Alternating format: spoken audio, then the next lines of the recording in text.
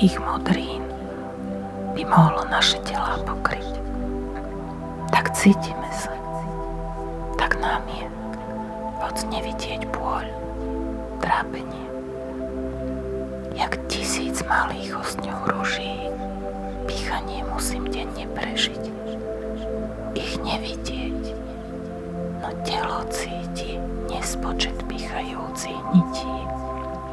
Žieľavu každý pozná dobre, sústavne moje telo žobre opustiť práhľavový lán, v ktorom sa náko túľam. Do roja ôs a komárov ja vstupujem vždy nad ránom.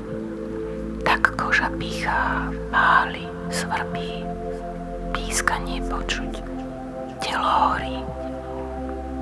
Horúčku cítim, no tam nie je.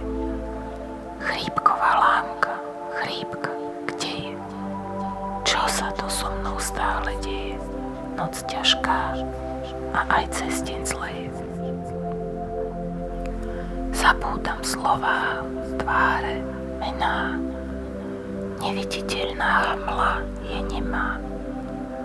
Prikrýva svojou perinou môj mozog a nie krajinu. Nespočet jedovatých húb ako by otrávilo črevá. Brucho ma bolí a zahnevá. Trpíme stále, hoď sa nezdá.